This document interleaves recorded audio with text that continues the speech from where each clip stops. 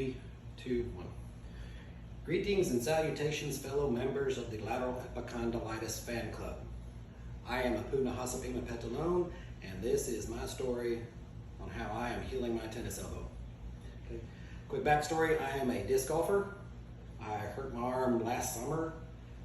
In October of 2020, I played in a A-tier tournament that was 3 days in a row on a really long, hard course, and after that, 2 days later, I couldn't hold a 12-ounce can of soda without extreme pain.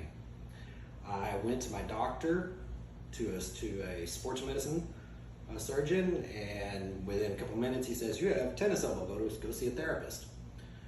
So I went to a therapist in November, and about 6 weeks, November, December of last year. We did some dry needling and some exercises, and it calmed it down. It really helped a little bit.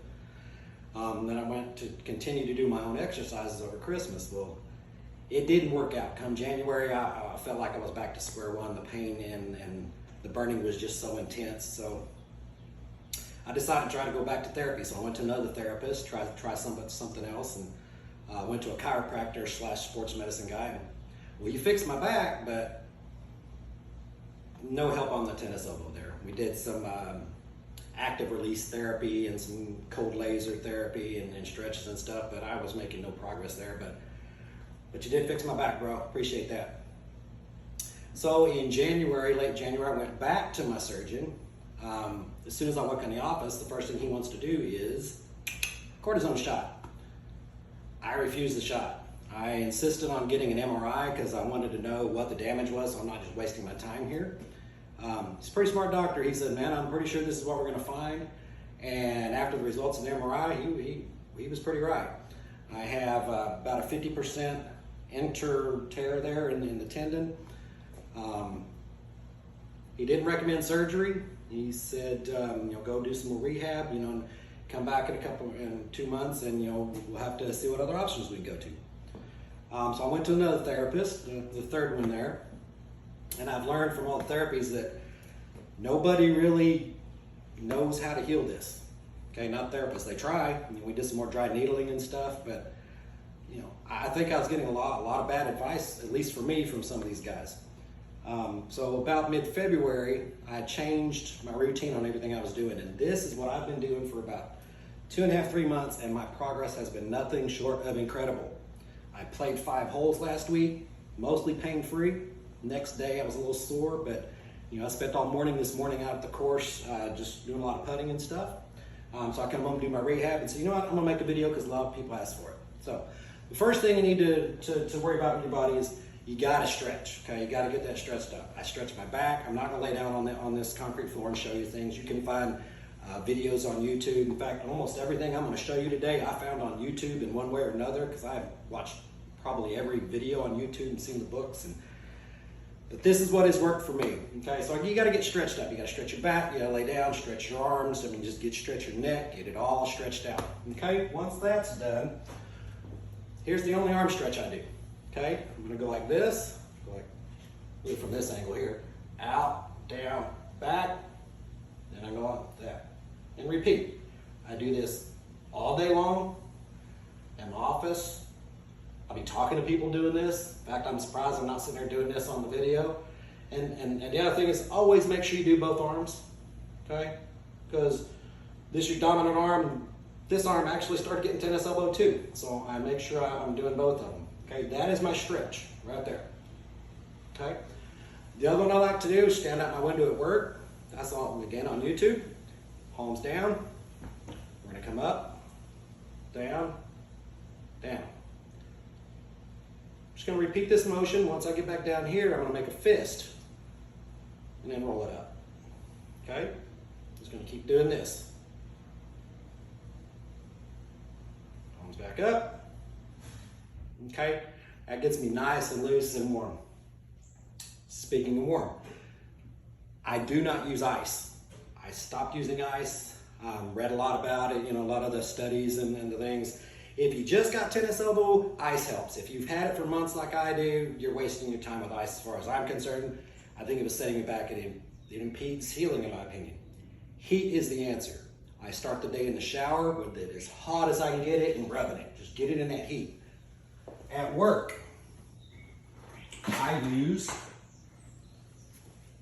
heated tennis elbow pad that I got off of Amazon. I use this 4 or 5 times a day. I usually keep this at work. When I'm at home, I have a heating pad that I use, okay? So heat and stretching, very, very, very important, okay? The other thing we want to do, the fascia smasher, the massage, okay? I fortunately have a wife that loves me, okay? She does deep tissue massage. Once she's been doing it from wrist to shoulder every day for me. It makes a huge difference. Massaging ain't gonna heal it. If you have a tear, you gotta get that tear to heal, okay? Releasing that fascia loosens this up and takes the stress off that tendon.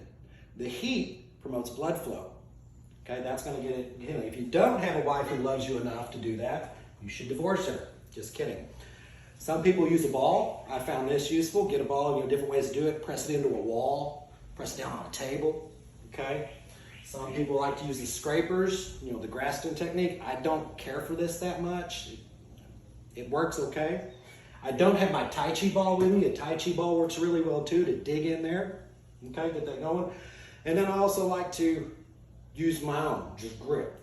Really lock into a spot, twist, move, stretch. Do it like this, however you want to do it, all over the arm.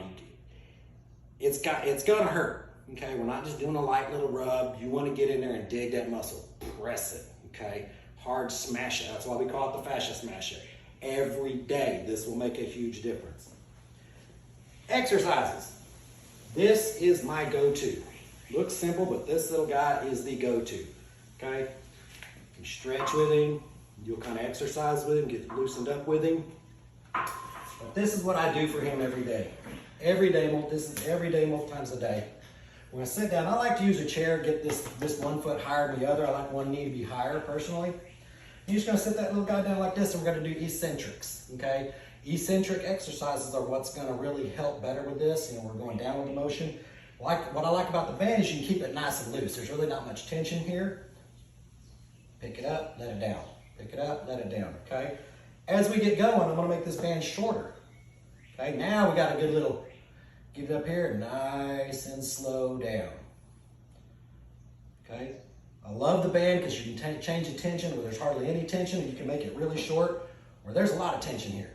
Okay, every day I do this, multiple times a day.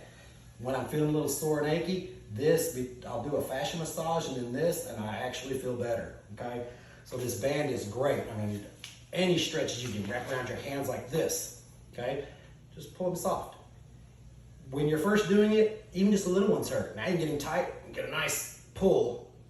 Turn your thumbs in like this and pull, and you'll really start feeling it, okay? I like to go like this then. Okay? Whatever you can think of, this is your go-to guy for me anyway, okay? Everyone knows what this one is. This is a good one too. Use your flex bar, your Tyler twist, and various things. This one can be kind of painful early on, so just little twists. However you want to do it, just different ways. Don't let me tell you doing it wrong, whatever feels good for you, okay? This is great. I use a little hand squeezer. Early on, stretching your arm and doing this, impossible. Okay, I can do that now, pain-free. A little bit. That's all you can do. That's all you can do. You got to be patient with this. Okay, you got to be very patient with this. This will take months and months. My last little go-to exercise I also do is my hammer routine. This is a light little hammer. Doesn't weigh very much, and I've actually moved up into this 4-pound sledge. Okay, what we're going to do here. You can do this standing up, sitting down. I like to do either one in a combination. Okay, we're straight out. We're gonna do a little light hammering. Tap, tap, tap, tap. Okay. Then I'm gonna do it like this, and I'm gonna let it fall over. Stand it back up. You can brace with your arm, however you want to do it. Let him fall over. Stand him back up. This is a light hammer. If this is too much, make it shorter. Okay. Standing back up. I'm gonna stand up, then we're gonna hammer up. Just gonna go wrist motion. I'm not moving my arm. Wrist motion. And then last but not least, we're gonna come down like this and wrist motion like this. Okay? I promise you, money back guaranteed. If you will stretch, you will use the heat, you will do the fascia massage, the deep tissue massaging, and some combination of the exercises. You know, don't go to a 4-pound sledgehammer. Some things are gonna hurt a little bit, okay? I highly recommend this. Figure out all kind of ways to work this and it will make a huge difference. Again, I am about 3 months in to my total changing. You know, in February, I was ready for surgery. Surgery is not going to happen now. I'm on the road to recovery, and I'll be playing tournaments soon. I am a Puna Hasapima Petalon. Thank you. Come again.